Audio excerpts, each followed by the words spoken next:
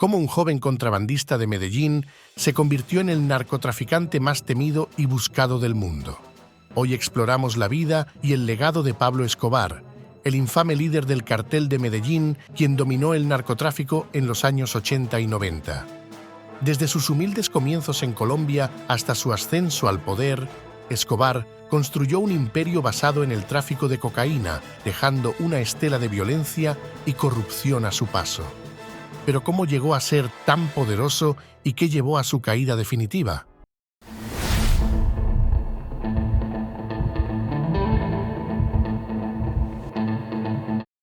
Pablo Emilio Escobar Gaviria, alias El Patrón, nació el 1 de diciembre de 1949 en la vereda El Tablazo, ubicada en la zona rural del municipio de Río Negro, en el departamento de Antioquia, Colombia. Fue el segundo de 7 hijos en una familia humilde y trabajadora. Sus padres Abel de Jesús Escobar Echeverry, un campesino agricultor, y Hermilda de los Dolores Gaviria Berrío, quien además de criar a sus hijos, también trabajaba como maestra en una escuela primaria local. Sus hermanos fueron Roberto de Jesús, alias El Osito, Gloria Inés, Argemiro, Alba Marina, Luz María y Luis Fernando, el menor de los Escobar, nacido en 1958 y asesinado a los 19 años en 1977. Su abuelo materno, Roberto Gaviria Covaleda, ya había precedido a Pablo en actividades ilegales como renombrado contrabandista de whisky a principios del siglo XX.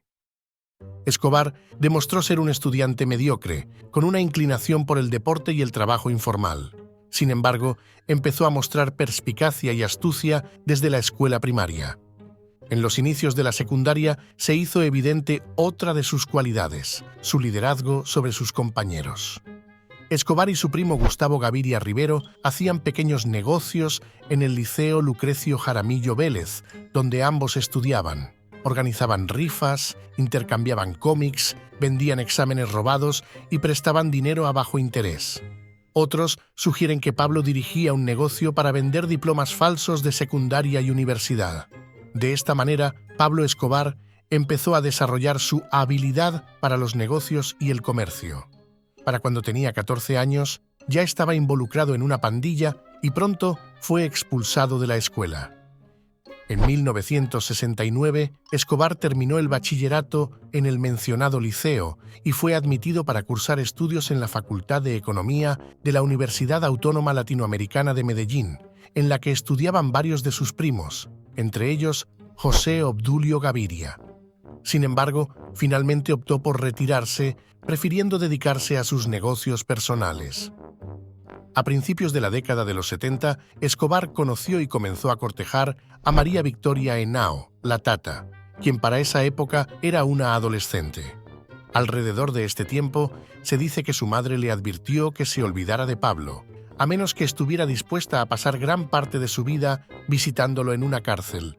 María Victoria no se desanimó y finalmente se casaron el 29 de marzo de 1976 en la parroquia de la Santísima Trinidad, en Palmira, un municipio del departamento del Valle muy cerca de Cali. Él tenía 26 años y ella tan solo 15. De dicha unión nacieron sus 2 únicos hijos, Juan Pablo Escobar Henao y Manuela Escobar Henao.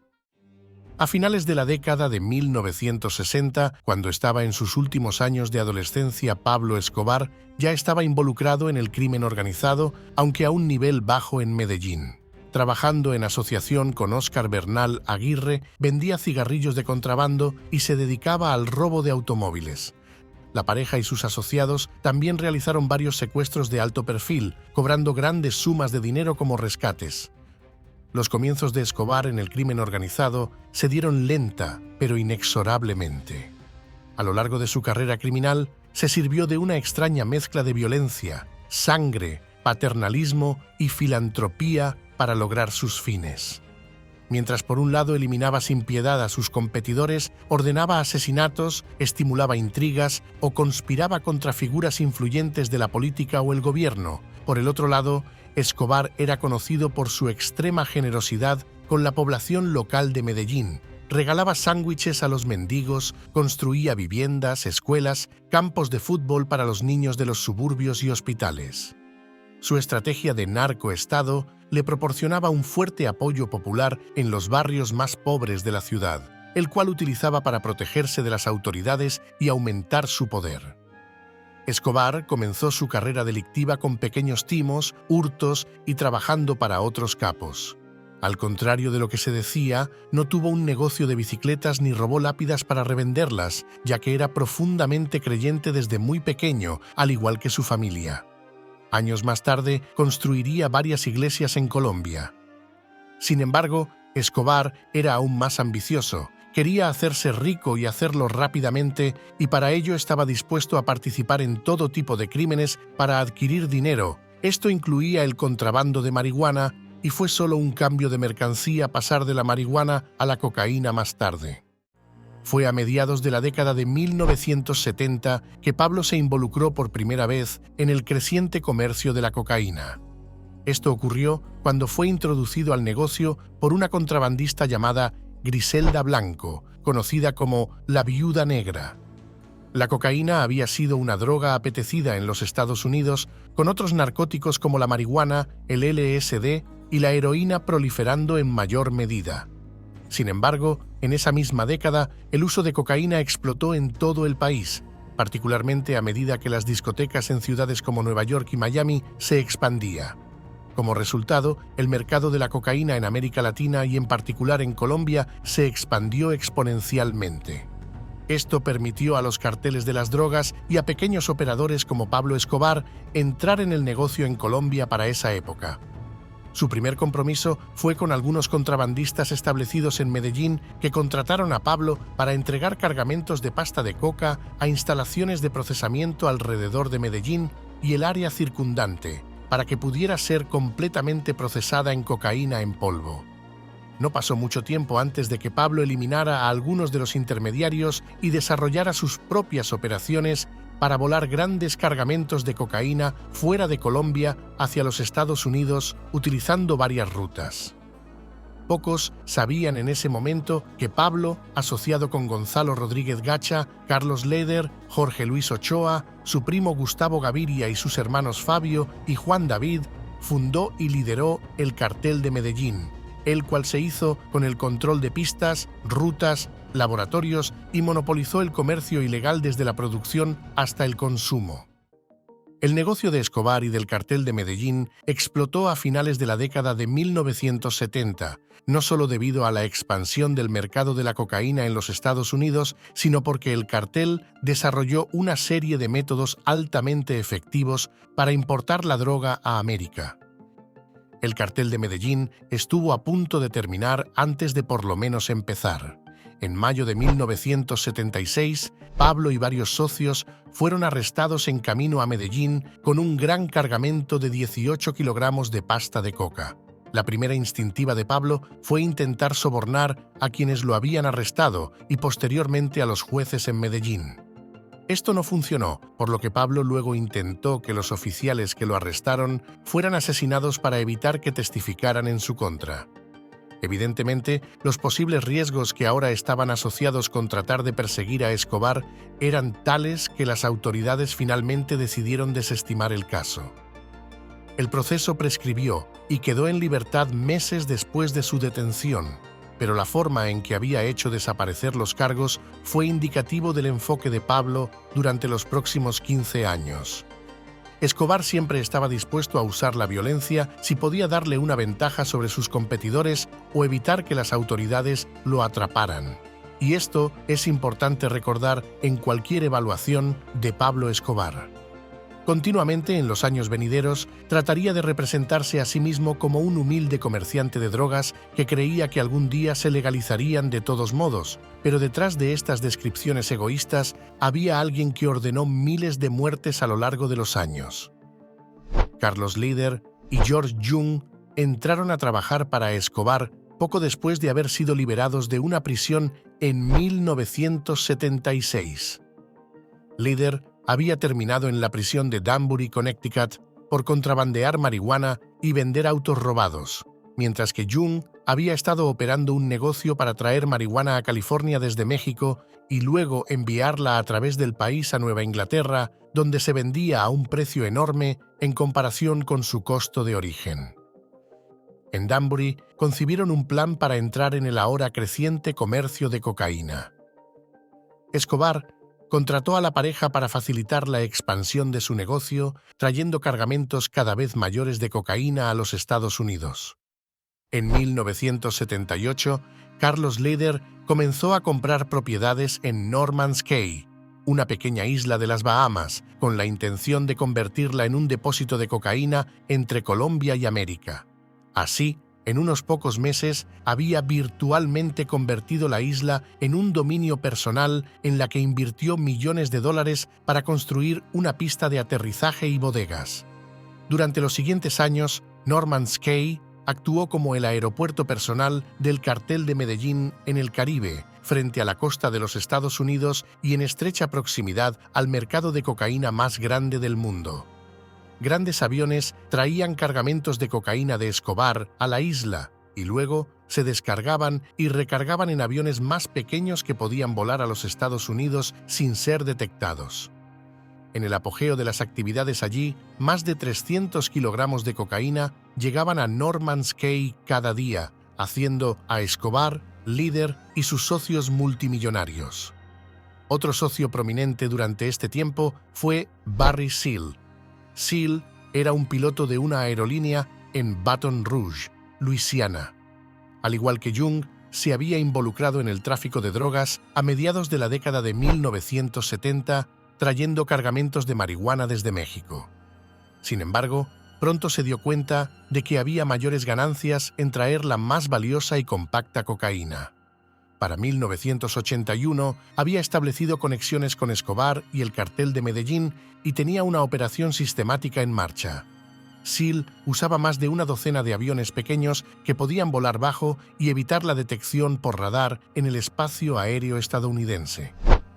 Estos volaban sobre el Golfo de México hasta el espacio aéreo de Luisiana, donde luego arrojaban los paquetes desde el avión a lugares acordados en un área rural. Seal tenía un equipo en tierra que recogía los paquetes antes de enviarlos a Florida y entregarlos a la red de distribución del Cartel de Medellín en la costa este. Mientras Norman's Cay se convertía en un dominio privado de Leder como una rama del Cartel de Medellín y Seal arrojaba sus paquetes sobre Luisiana, Escobar también estaba estableciendo su propio reino privado en Colombia. Las operaciones continuaron creciendo sin obstáculos durante finales de la década de 1970 y principios de los 80. En esta etapa se benefició de su relativa anonimidad. Como resultado, el Cartel de Medellín, en cabeza de Pablo, continuaron creciendo exponencialmente y entregando cada vez más cocaína a los Estados Unidos, así como contrabandeando cantidades significativas a otros países como España. España actuaba como un punto de entrada para el mercado de drogas europeo de la misma manera que Florida lo hacía para el mercado estadounidense. Los métodos utilizados para mover la droga se volvieron cada vez más complejos, incluyendo el uso de barcos que remolcaban pequeños submarinos cargados con el polvo. Las operaciones de Escobar fueron responsables de contrabandear varias toneladas de cocaína a América y Europa cada semana. Las operaciones se habían expandido más allá de las fronteras de Colombia. Y a principios de la década de 1980, el cartel se encontraba comprando pasta de coca de plantaciones establecidas en países como Perú y Bolivia. La operación era todo un éxito, había creado una industria en crecimiento por toda América del Sur. El cartel ahora generaba tanto dinero que no podía gastarse, blanquearlo y esconderlo se habían vuelto altamente problemático. Gran parte se lavaba a través de Panamá, muchas veces comprando oro y luego fundiéndolo en lingotes de forma que podían convertirse en dinero limpio en otros países. Pero incluso estos métodos tenían sus limitaciones, y así, en lugar de gastar el dinero, grandes cantidades de él se escondían en propiedades en todo el país donde pocos sospecharían que se encontraba. Con ganancias cada vez más considerables, había un riesgo muy alto de ser atrapado. Uno de los mayores temores para Escobar y otros miembros del cartel era la extradición. En septiembre de 1979, el gobierno de Colombia había firmado un tratado de extradición con la administración del presidente estadounidense Jimmy Carter, por el cual los contrabandistas de drogas colombianos que importaban grandes cantidades de cocaína a los Estados Unidos podían ser extraditados para enfrentar el juicio por sus crímenes en ese país. Este tratado entró en vigor en marzo de 1982 y representaba un grave riesgo para Escobar. Si era arrestado y sentenciado en Colombia, la corrupción que prevalecía en el país le permitiría escapar de la condena o una sentencia de cárcel. En cambio, si era extraditado a los Estados Unidos y condenado allí, seguramente enfrentaría cadena perpetua en una instalación de máxima seguridad. En respuesta a esta amenaza, a principios y mediados de la década de 1980, la ofensiva se incrementó. Escobar y varios miembros del cartel comenzaron una campaña terrorista sin precedentes, secuestrando, asesinando y bombardeando políticos, civiles y atacando fuertemente a la policía y al poder judicial, esto con el fin de hacer que derogaran el tratado de extradición. Pero no tuvo el efecto deseado y a lo largo de todo este tiempo, el miedo a la extradición permaneció omnipresente para los traficantes como Escobar en Colombia. Para contrarrestar el riesgo de extradición, Pablo intentó ganar apoyo popular en toda Colombia. Gran parte del misticismo se basaba en una imagen autogenerada de sí mismo como un Robin Hood colombiano. En los primeros años había una percepción de que las actividades de Pablo y del cartel hacían poco daño a los colombianos del común.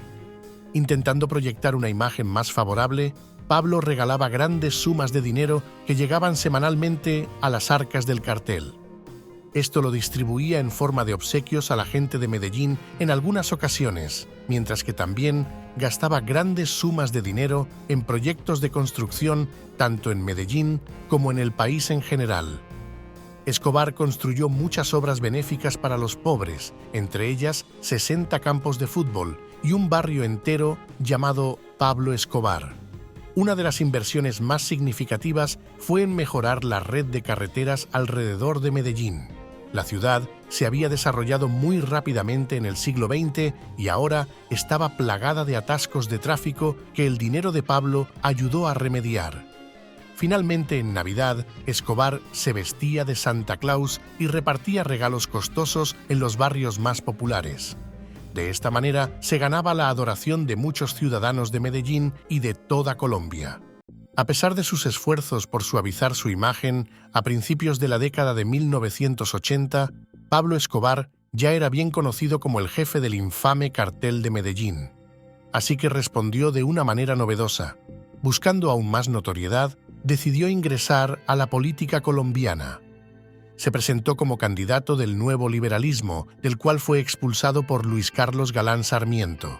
En 1982 fue electo por el Movimiento Alternativa Liberal, junto a Jairo Ortega Ramírez, a la Cámara de Representantes de Colombia.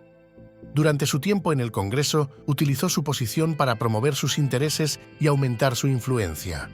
Fue invitado en 1982 a la toma de posesión de Felipe González, el tercer presidente de la España democrática, por el empresario español Enrique Sarasola, quien tenía importantes negocios en Medellín. De esta forma, en su mejor momento, logró acumular gran influencia en múltiples estamentos civiles, económicos, religiosos y sociales de Medellín, de Antioquia y del país. La entrada de Pablo en la política colombiana fue una estrategia discutible. Si bien proporcionó una especie de pantalla para sus actividades ilícitas y le permitió desafiar el tratado de extradición desde el Parlamento, generó una gran cantidad de atención innecesaria para él. Provocó que el establecimiento político conservador en Colombia comenzara a intentar derribarlo. Antes, él era uno de los muchos traficantes de drogas en Colombia. Ahora estaba tratando deliberadamente de socavar el establecimiento político del país. El recién electo presidente conservador, Belisario Betancur, decidido a sacar a Escobar de la política colombiana, a mediados de 1983 inició una campaña contra Pablo. Primero, Nombró a Rodrigo Lara Bonilla como ministro de Justicia para adoptar una postura mucho más activa en la persecución de los traficantes de drogas de Colombia, siendo Pablo el principal entre ellos. Lara Bonilla lideró una investigación contra Escobar al comprobarse la presencia de dinero de dudosa procedencia en la política y en los equipos de fútbol nacionales, acusándolo públicamente de ser uno de los fundadores del grupo paramilitar Muerte a Secuestradores Más. Simultáneamente, se lanzó una campaña mediática contra Escobar con un extenso artículo en el periódico El Espectador, que evaluaba el arresto anterior de Pablo en 1976. Esto proporcionó detalles extensos de lo que había sucedido y los esfuerzos posteriores de Escobar para encubrir su arresto y los métodos utilizados para evitar la persecución. Pablo ahora era objeto de un escrutinio mediático no deseado, al convertirse en la cara del tráfico ilegal de drogas en Colombia. Sin embargo, comenzaron a surgir más historias que extendieron el problema más allá de lo que aparecía en las páginas de El Espectador. Algunas de estas se centraron en su vida privada y proporcionaron detalles sobre cómo Pablo había comenzado un romance con una conocida presentadora de televisión colombiana llamada Virginia Vallejo. Vallejo recientemente se había convertido en la primera periodista en realizar una entrevista con Pablo Escobar, y su relación se desarrolló a partir de ese día. El resultado fue una crisis en su casa y en público para el traficante, ya que su esposa María Victoria temporalmente lo echó de la residencia familiar y amenazó con divorciarse de él, situación que solo se resolvió después de mucho rogar, aunque el romance de Pablo con Vallejo continuó de forma intermitente durante varios años más y solo terminó en 1987. Simultáneamente, la Embajada de Estados Unidos en Bogotá canceló la visa estadounidense de Escobar, mientras que el Congreso colombiano votó a favor de revocar la inmunidad especial de Pablo como miembro del Parlamento. Como resultado, decidió retirarse del ámbito político, consciente de que su plan de tratar de obtener una mayor protección contra la persecución al ingresar en la política había tenido el efecto contrario. El 20 de enero de 1984, renunció a su escaño en la Cámara de Representantes de Colombia en una carta que decía: «Seguiré luchando contra las oligarquías y las injusticias y contra los arreglos a puerta cerrada que continúan fomentando un flagrante desprecio por las necesidades del pueblo y especialmente contra los demagogos y los políticos sucios que permanecen indiferentes ante el sufrimiento del pueblo, pero siempre están alerta cuando se trata de repartir el poder oficial». Fue una salida desafiante, y como demostraría en los años siguientes, Escobar ahora estaba decidido a confrontar al gobierno colombiano de otra manera más agresiva. El 30 de abril de 1984, 3 meses después de la renuncia de Pablo al Parlamento colombiano, el ministro de Justicia, Rodrigo Lara Bonilla, es asesinado por órdenes de Pablo Escobar, iniciando un período conocido como el narcoterrorismo. Tras este hecho, el presidente Belisario Betancur, quien se oponía a la extradición de colombianos, decide autorizarla, desencadenando una serie de operativos por parte de la policía para capturar a los miembros del Cartel de Medellín. Los principales cabecillas del cartel, encabezados por Pablo Escobar y su familia, debieron refugiarse en Panamá. Y en mayo de 1984, en medio de los llamados Diálogos de Panamá, con el expresidente Alfonso López Michelsen, buscarían un último intento de acercamiento al Estado. Su fracaso se debió a que los diálogos se habían filtrado a la prensa. Meses después, regresarían clandestinamente al país y la guerra total sería cuestión de tiempo. Un año después del asesinato de Lara Bonilla, pese a los anuncios del gobierno de combatirlos, los narcotraficantes del Cartel de Medellín, renombrados ahora como los extraditables, permanecían impunes, expandiendo su aparato criminal por amplias zonas del país y abriendo nuevas rutas de tráfico de cocaína por Nicaragua y Cuba. Todo ello en connivencia con algunos sectores de la fuerza pública comprados a base de dinero y terror. Cuando finalmente regresó a Colombia a finales de 1984, Pablo estaba decidido a escalar su conflicto con el gobierno. Ahora abrió contactos con el Movimiento 19 de Abril, o M19, una organización guerrillera colombiana que había surgido en la década de 1970 y se había convertido en la segunda organización paramilitar más grande del país, después de las Fuerzas Armadas Revolucionarias de Colombia, conocidas como las FARC. Ahora, con el aliento y el apoyo financiero y logístico de Pablo, el M19 comenzó a prepararse para atacar al gobierno colombiano en respuesta a la implementación del Tratado de Extradición con los Estados Unidos, un desarrollo que el grupo vio como una flagrante infracción de la soberanía nacional de Colombia. De esta manera, el 6 de noviembre de 1985, decenas de combatientes guerrilleros del M19 asaltaron el Palacio de Justicia, la sede de la Corte Suprema de Colombia en Bogotá, tomando a más de 300 personas como rehenes, incluidos la mayoría de los jueces de la Corte Suprema. Luego se emitieron demandas que pedían la renuncia del Tratado de Extradición y la dimisión del presidente Betancourt para enfrentar cargos. Mientras tanto, el ejército colombiano había rodeado el palacio y estaba haciendo preparativos para entrar al edificio si era necesario. Pablo había instigado un conflicto militar a gran escala en el centro de la capital colombiana. Aunque las demandas de los combatientes del M19 en el Palacio de Justicia no podían ser concedidas, en la mañana del 7 de noviembre, el día después de que comenzara el ataque, parecía haber margen para la negociación. Los combatientes paramilitares dentro acordaron liberar a un rehén prominente, un consejero de Estado llamado Reinaldo Arciniegas. Poco después del almuerzo, a las 2 de la tarde, el general Jesús Armando Arias Cabrales, comandante de las divisiones del ejército, ordenó el asalto al edificio. En las horas que siguieron, casi 100 personas fueron asesinadas dentro del palacio, incluidos la mayoría los combatientes del M19 y 11 magistrados de la Corte Suprema de Colombia. Sin embargo, para Pablo, el incidente proporcionó un beneficio inesperado. Grandes cantidades de documentación y pruebas sobre los principales traficantes de Colombia fueron destruidas en el ataque al palacio.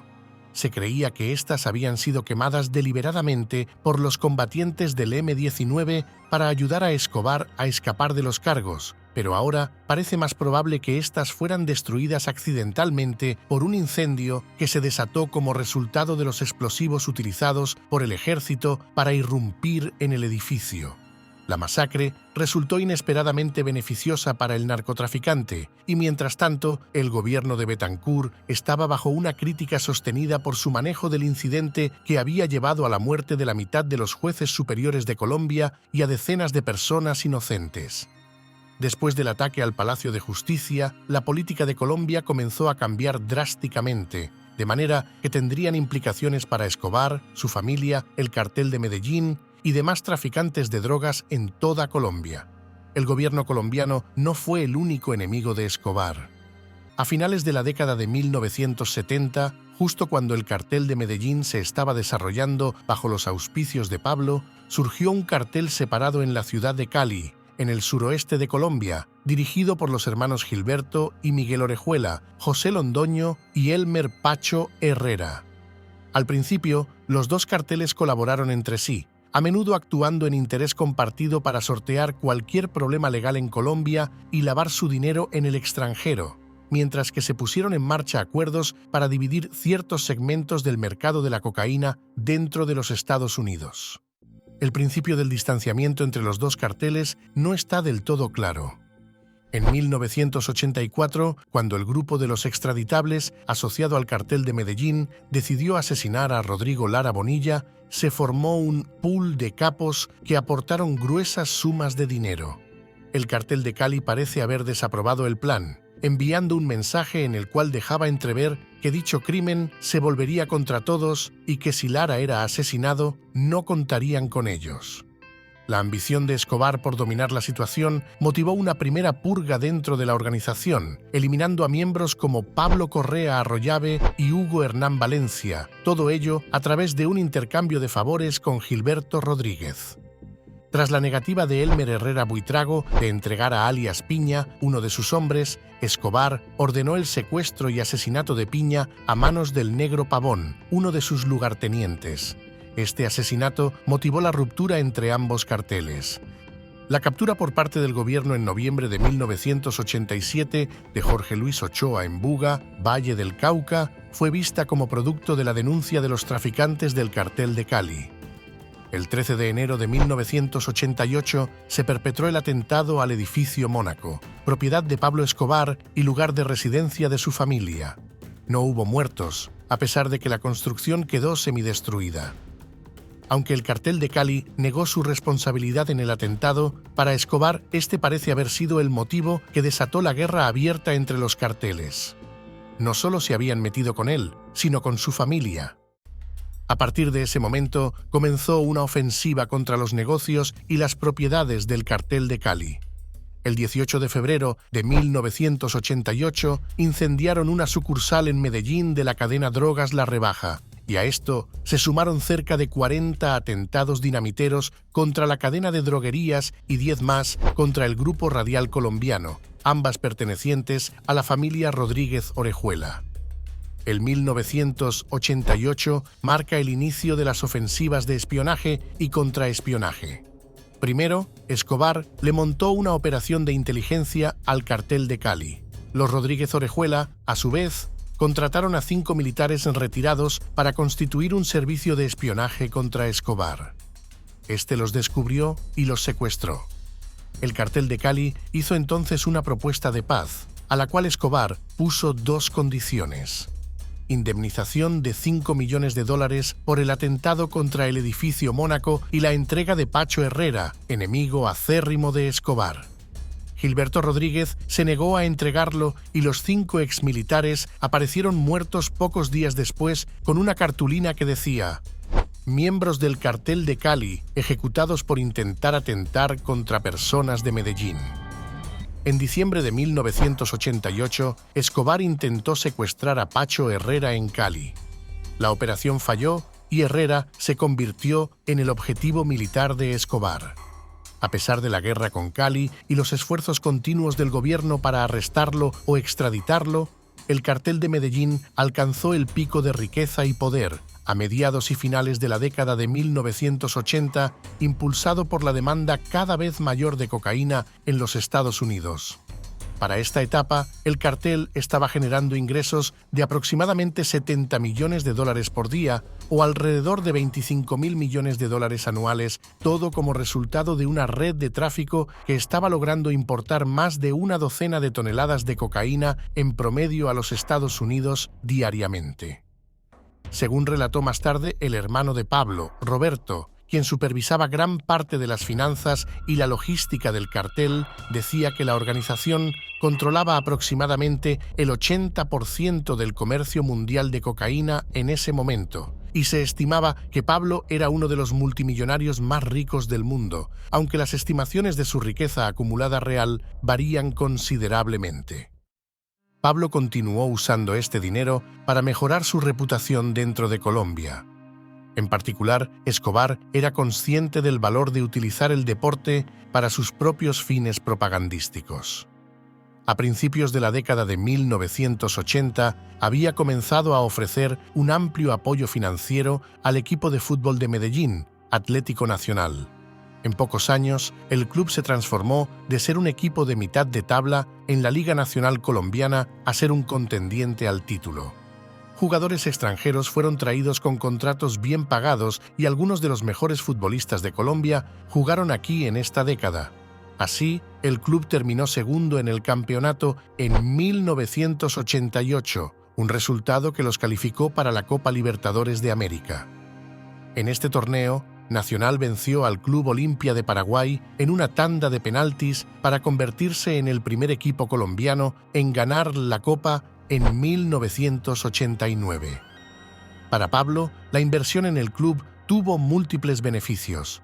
Le ganó una gran cantidad de seguidores en Medellín y en toda Colombia, pero también le permitió lavar sumas significativas de dinero a través de anillos de apuestas. Cualesquiera que fueran las vicisitudes de la riqueza del cartel y el éxito deportivo de Atlético Nacional, las operaciones de tráfico de Escobar estaban teniendo un impacto aterrador en la ciudad de Medellín. A finales de 1980 y principios de 1990, Medellín se había convertido estadísticamente en la ciudad más peligrosa del mundo para vivir, según los incidentes violentos y la cantidad de homicidios cometidos. El cartel de Medellín, bajo el mando de Pablo, se destacó por su brutalidad y violencia. Escobar era responsable de numerosos asesinatos de políticos, jueces y policías que se oponían a él. Entre los incidentes más notorios se encuentran el asesinato del candidato presidencial Luis Carlos Galán. Galán era un antiguo enemigo de Escobar que había decidido postularse para la presidencia de 1990 y en agosto de 1989 estaba encabezando las encuestas nacionales por amplio margen. Sin embargo, el 18 de ese mismo mes fue asesinado a tiros en Soacha, un municipio de Cundinamarca a las afueras de Bogotá. Y no hay duda de que el cartel de Medellín encabezado por Pablo Escobar ordenaron su asesinato. Pablo también era capaz de participar en actos de asesinato masivo indiscriminado. Los incidentes más notorios ocurrieron a finales de 1989. El 27 de noviembre, el vuelo 203 de Avianca, un vuelo de pasajeros comercial colombiano que cubriría la ruta entre Bogotá y Cali, explotó en el aire 5 minutos después de despegar de la capital colombiana, dejando como saldo 107 pasajeros muertos. Pablo había orquestado el atentado en el período previo a las elecciones presidenciales de 1990 en un intento fallido de matar a César Gaviria Trujillo, un candidato que era claro que adoptaría una postura particularmente dura contra los carteles si era elegido. Los esfuerzos de Escobar para asesinar a César Gaviria fueron frustrados, ya que el candidato a la presidencia de Colombia no había abordado el vuelo. Gaviria había surgido como candidato después de que Juan Manuel Galán pidió a Gaviria continuar con las banderas del nuevo liberalismo tras el asesinato de su padre. Luego, el 6 de diciembre, solo 2 semanas después, en la ciudad de Bogotá, un camión bomba explotó fuera del edificio del Departamento Administrativo de Seguridad, DAS. En esta ocasión, el objetivo de Escobar era el general Miguel Alfredo Maza Márquez, director del departamento. El camión había sido llenado con media tonelada de dinamita y la explosión fue tan grande que mató a 57 personas y dejó heridas a más de 2.000. Así, a pesar de todos sus intentos por presentarse como un héroe colombiano, Escobar estaba cometiendo actos de asesinato masivo indiscriminado en toda Colombia a finales de la década de 1980. Por la paz de Colombia, habrían sido las palabras que pronunció Pablo Escobar Gaviria al descargar en el piso las balas que tenía su pistola con incrustaciones de oro, la cual entregó a la delegación oficial acompañada del padre Rafael García Herreros y Alberto Villamizar. Ellos lo fueron a recoger en un helicóptero de la gobernación de Antioquia a una finca en el barrio El Poblado de Medellín para su rendición a la justicia. De esta forma, el líder del cartel de Medellín, acompañado de varios de sus hombres, se acogió a la política de sometimiento del gobierno de César Gaviria el 19 de junio de 1991. Las negociaciones duraron varios meses, y pese a que el Ejecutivo acordó no enviar a Escobar a Estados Unidos y que estuviera en una cárcel construida por él mismo, este solo se rindió el día en que se aseguró de que no sería extraditado por sus crímenes. Ese mismo día, en horas de la mañana, la plenaria de la Asamblea Nacional Constituyente votó y aprobó de forma mayoritaria el artículo 35 de la nueva Constitución. Se prohíbe la extradición de colombianos por nacimiento. No se concederá la extradición de extranjeros por delitos políticos o de opinión. Los colombianos que hayan cometido delitos en el exterior, considerados como tales en la legislación nacional, serán procesados y juzgados en Colombia. De esta forma, Pablo Escobar Gaviria y el resto de extraditables se garantizaban que solo serían juzgados por instancias colombianas. Un afán que llevó al país a ser víctima de la barbarie del cartel de Medellín y un derramamiento de sangre sin precedente justificado con el lema: preferimos una tumba en Colombia que una cárcel en los Estados Unidos. Los narcos colombianos sabían de la debilidad del sistema legal colombiano y sus vacíos, que aprovechaban para delinquir sin tener ni siquiera una orden de captura. Por el contrario, los horrorizaba que fueran solicitados por la justicia estadounidense, porque tan solo un pedido de extradición implicaba que podían estar décadas encerrados en una pequeña celda de dicho país. Por eso, desde que comenzaron a llegar los primeros requerimientos de las autoridades norteamericanas a mediados de los años 80, los nacientes carteles comenzaron a moverse en contra de la extradición. Este era un arreglo que podría tener beneficios para ambas partes. Para Escobar, significaría una especie de borrón y cuenta nueva dentro de Colombia, mientras que para el gobierno colombiano ofrecía la posibilidad de que los constantes ataques a políticos y jueces que Escobar había supervisado durante gran parte del tiempo pudieran finalmente llegar a su fin. No sería el trato más honorable, pero para una nación que estaba sumido en tantas dificultades, incluyendo una guerra civil en las zonas rurales del país, presentaba la posibilidad de mitigar temporalmente un problema. Como resultado, en 1991, Pablo Escobar, el jefe del cartel de Medellín, se entregó voluntariamente a las fuerzas del orden colombianas. Solo había una trampa. Había solicitado que se le permitiera construir su propia cárcel. El 19 de junio de 1991, el capo ingresó voluntariamente en prisión a cambio de no ser extraditado a Estados Unidos. Sin embargo, para hacerlo, exigía al gobierno, entre otras cosas, que fuera en una cárcel exclusiva, con el argumento de que podría correr peligro de muerte si ingresaba en una correccional común. Así, el gobierno autorizó las obras del emplazamiento, que se convertiría posteriormente en la peor vergüenza del sistema penitenciario colombiano. La catedral, un recinto construido a medida, se erigía en unos terrenos ubicados en el municipio de Envigado, propiedad del mismo Escobar. Contaba con innumerables lujos, como cancha de fútbol, discoteca, jacuzzi, bolera y hasta un bar con los mejores licores para él y sus asociados. Además, disponía de una fuerte seguridad brindada por el ejército colombiano en su exterior, espacio aéreo restringido y las autoridades penitenciarias designadas por el Estado para custodiar su reclusión, que en su mayoría eran sicarios de Escobar disfrazados de guardias carcelarios. Escobar podría efectivamente continuar supervisando sus actividades de tráfico desde la cima de la colina con vistas a Medellín, mientras que el gobierno podría poner la cara y decir que finalmente había logrado imponer algún tipo de castigo al narcotraficante.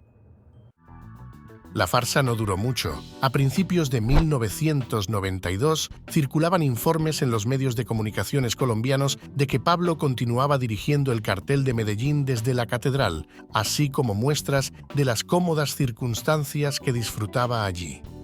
El gobierno colombiano, presionado por la opinión pública, decidió intentar trasladar a Escobar a una cárcel colombiana convencional en julio de ese mismo año.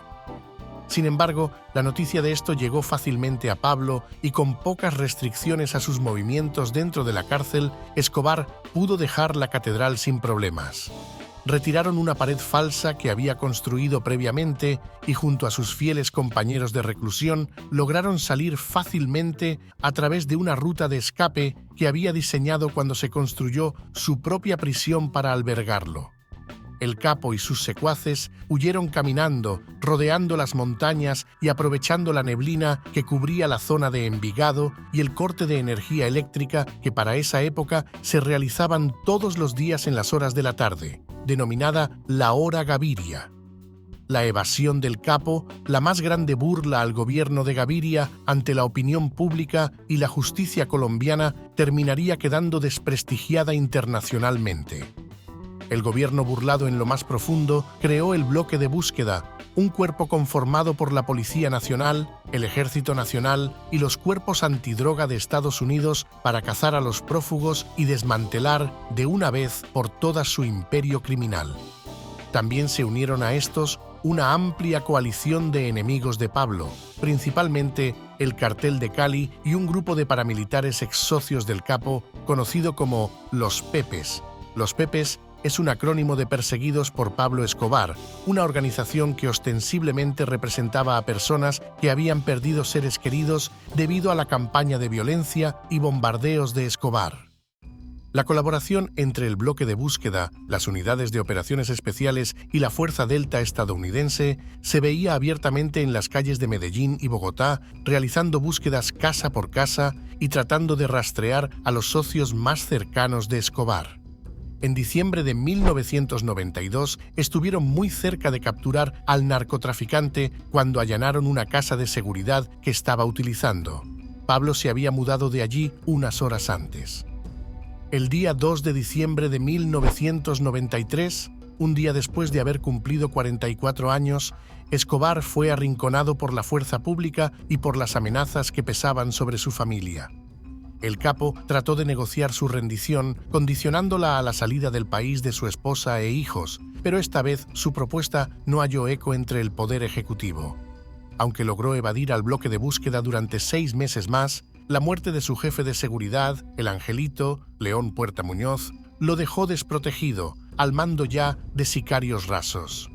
Finalmente, la preocupación por la situación de su esposa e hijos, refugiados en residencias Tequendama bajo estricta vigilancia policial después de buscar fallidamente asilo en Estados Unidos y Alemania, fue utilizada como carnada por el gobierno para atraer a Escobar. El bloque de búsqueda se enfocó en localizar a Escobar y después de 16 meses de intensas labores de inteligencia, el 1 de diciembre de 1993 consiguió rastrear y localizar 6 llamadas que Escobar le hizo a su hijo. Previamente, unidades de inteligencia de señales de la Dijín habían localizado el paradero del capo mediante tecnología francesa y británica adquirida por la Policía Nacional en 1991 y operada por oficiales y suboficiales de inteligencia de la Policía colombiana. Esa misma tarde del 2 de diciembre de 1993, unidades del bloque de búsqueda rodearon la casa donde se ocultaba. Fue localizado en el barrio Los Olivos, un barrio de clase media de la ciudad de Medellín.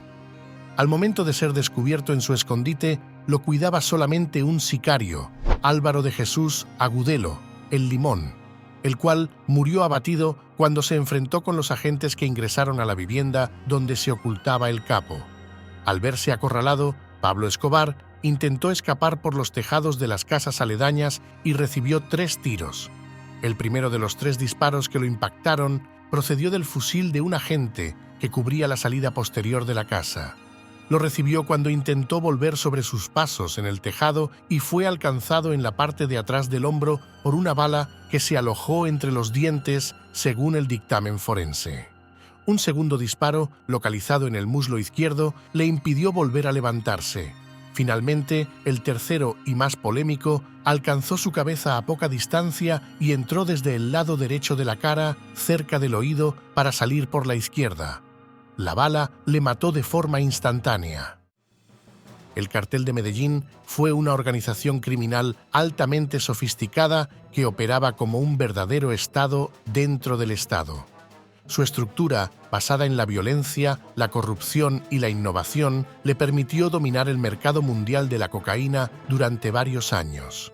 Sin embargo, su poder finalmente se derrumbó debido a la combinación de la presión de las autoridades, las luchas internas y la traición de algunos de sus miembros. El legado de Pablo Escobar es un sombrío recordatorio del precio de la ambición desmedida y la violencia sin límites. Su imperio no solo llevó muerte y destrucción a las calles de Colombia, sino que también corrompió instituciones y desgarró el tejido social del país. La historia de Escobar no es solo la historia de un hombre, sino la de un país entero luchando contra el flagelo del narcotráfico y sus devastadoras consecuencias. A pesar de su muerte en 1993, el impacto de sus acciones se siente hasta hoy. Desde barrios marginales en Medellín hasta las altas esferas de la política internacional, la sombra de Escobar sigue presente. Sin embargo, su caída también simboliza la esperanza y la resiliencia de un pueblo que se niega a ser definido por la violencia. En última instancia, la vida de Pablo Escobar nos obliga a reflexionar sobre el verdadero costo del poder y la riqueza obtenidos a través de la ilegalidad. Es una historia que, aunque llena de atrocidades, también nos recuerda la capacidad del ser humano para resistir y luchar por un futuro mejor. Gracias por acompañarnos. No olvides suscribirte y activar la campanita. Si te gustó esta historia, no te pierdas el próximo video que te hemos dejado en pantalla. Haz clic y sigue explorando todo lo que tenemos para ti.